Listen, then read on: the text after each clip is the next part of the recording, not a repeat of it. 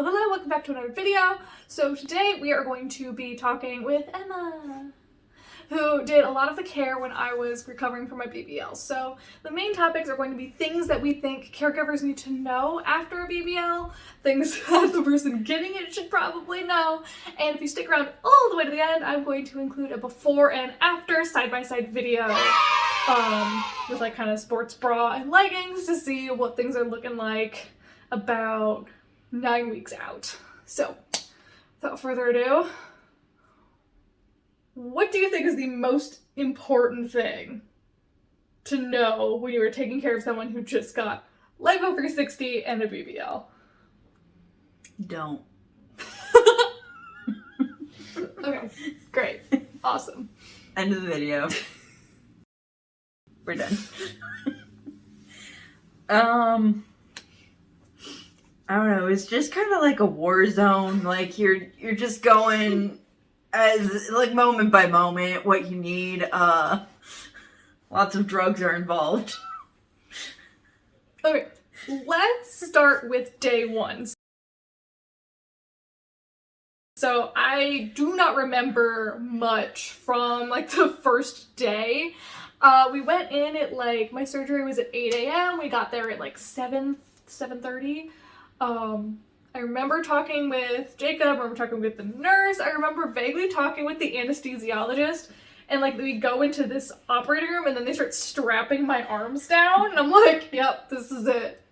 This is where I die. Like, I'm like, because it felt like one of those like prison execution things where I'm just like staring at the ceiling like, no.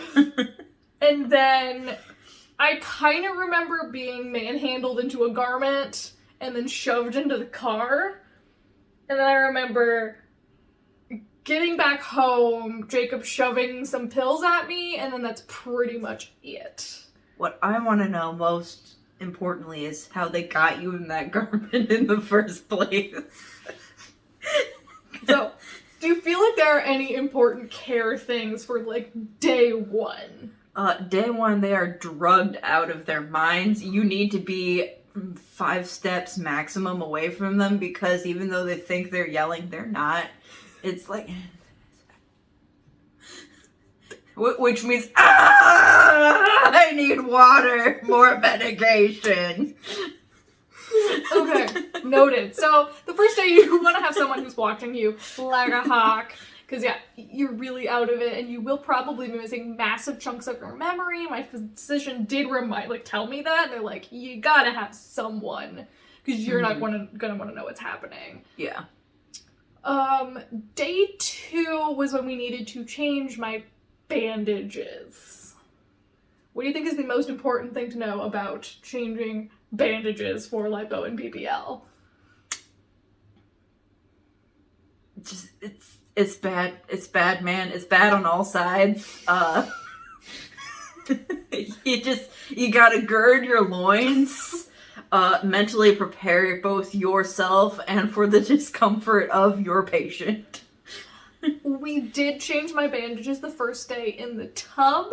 So depending on your physician's preference, you may have drains that are attached to your incisions. You may have sutures where they're just stitched closed, or you may have a couple that are open. So for me in particular, all of mine were sutured closed, except for the back left bottom was open in order to allow drainage, because there's a significant amount of fluid that they put in you to actually do lipo in the BBL. It was kind of a mess. That's really the only thing I remember, and I remember being very swollen and uncomfortable. Do it in the bathtub. Do it in the bathtub. Do it in the bathtub. Because they're very, very swollen. Her garment was glued to her body. Is just like, she was so swollen and it was so tight. So like, just even getting the garment off enough that we could get bandages changed was a large hassle. I will say one of the more distressing things, other than the waterfall, is going to be the tape that they put on the bandages starting out. She was swollen enough that after we managed to get the tape off of the bandages from the first one, just a painful process all around. But she was swollen enough that we didn't have to put tape on. We could just position them. You could just kind of shove the bandages into the garment. And then the garment held them in place. Yeah, and I also vividly remember them pulling at, like, the tape. And, okay, this is just a gross warning. If you have not gone bleh and then, like, run away by now, speed 30 seconds ahead for what I'm about to describe. When they pulled the tape holding the bandage to my skin out, my actual skin pulled away from my body. Like, I was so swollen. And when they're doing lipo, they're separating your skin from, like, it's not really adhered, which is why you partially need the compression. So I remember looking down and just seeing this kind of purple thing I now recognize as my skin being pulled away. And I about passed out. That was about a point where my brain was like, no, thank you. No, we're done. And you can't really do it fast or slow either, because if you do it fast, their skin's coming with it, and if you do it slow, like it's... like pulling a Band-Aid off slow. On top of very sensitive purple skin. They will be very discolored for quite a while afterwards. So I didn't really need help going to the bathroom for a lot of it, because I had a little female urinal. Mm-hmm. If your person you're caring for has to go number 2, you might need to help. Mm-hmm. I was on a lot of pain meds, so this was not a thing we had to deal with. Yeah, stock them up on pain meds for the first couple of days so they're constipated and you don't have to deal with it. Yeah, that is something to keep in mind. The pain meds were pretty bad. Just plug that shite up. Did I mention this one was graphic? Did I mention that? Is there anything else?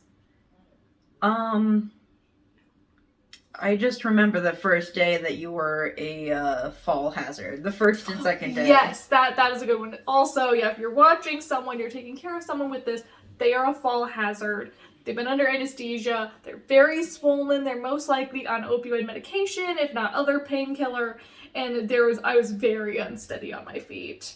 And there was a couple of times after bandage changes where I was like, put me down, because I had to like lay on the floor because I was so lightheaded. Mm-hmm. And she just kind of hung out in the bathroom with me as I just laid face down onto the tile for a little bit just to make sure I was still alive.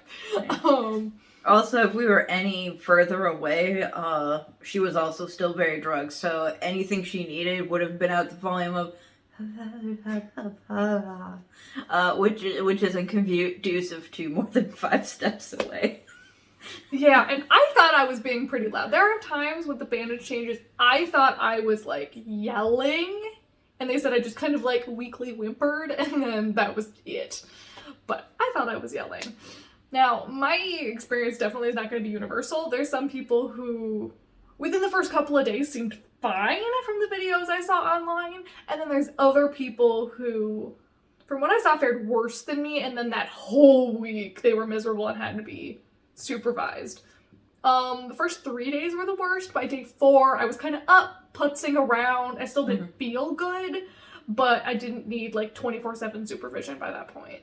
I mean, I don't know if you remember, but we have had you up and walking like every 20 minutes anyway. Mm-hmm. And I was able to do that. As long as I had someone help me getting, we had the little BBL chair, which I will leave a link somewhere to that video. As long as I had help for the first like 2 days getting in and out of the chair, I was up walking every half hour. And then you just have like a human catcher basically going in front of her. As I waddle. Basically do a couple loops around the living room and then go sit back down. Mm-hmm. Yeah. I think that's kind of it. Don't be afraid of fluids. Yes, if you are squeamish around blood, fluids, anything like that, be aware. Like, to be fair, there was not a lot of blood. It was mostly fluid left over, and, like, some of it was, like, red tinged, but it was not, like... It was, like, pink. Yeah, it was pink. Like, it wasn't, like, full blood. I was also very nauseous from the antibiotics. Mm-hmm. I did not barf everywhere. You're welcome. Keep a garbage can nearby. Well, and that also might not be universal either. I tend not to tolerate antibiotics very well. I have kind of a sensitive stomach. So on the day after my surgery, my surgeon called to check in on me, and I was like, hey, I'm throwing up from the antibiotics. I don't feel good. And they sent me over a prescription for some nausea medication, and that sorted it out. But yeah, that was pretty hard for the first couple of days because being nauseous or throwing up when you have stitches is not a good experience.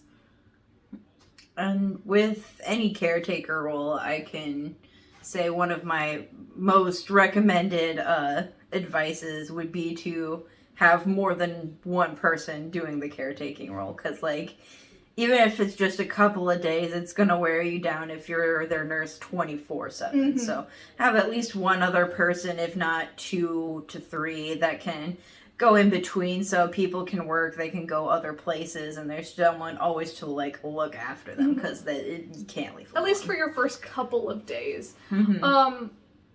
The day of my surgery, I had my husband Jacob with me. The day after... Is that you watching me the day after, or is that my mom? I think it was your mom, because I was working both days, so I had the night shift. So, yeah, Emma had the night shift, so, the day 2 and 3, my mom drove up, and she stayed with me during the day, and they would kind of tag off with either Jacob or Emma or whoever came home. And then there was kind of a weird thing. I think it was day 4, like, you were there for part of the morning, and then I just had a couple of hours by myself until Jacob got home after Emma went to work at, like, 2. So I think I was just by myself from, like, 2 to 5. And that was fine. And then day 5 through 7, after that, I was on my own. Yeah. So let's try to summarize. Don't be squeamish. Recognize that your person you're caring for is a fall hazard for their first couple of days. Try to keep an eye on their body language, because they won't necessarily be able to vocalize. Especially for that first day. 4, have extra people if possible so you can rotate caregiving.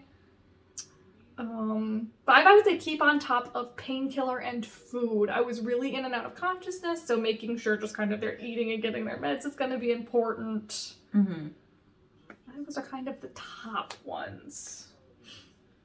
If we think of any other ones, we can add them down below or in another video. If you have any questions about caretaking for someone right after the BBL, let me know. I'm sure there's things we're not thinking of. And right after this, I will have the before and after video of, I think it's like a couple days before my surgery, and then about 9 weeks post-op. So stay tuned for that. Bye.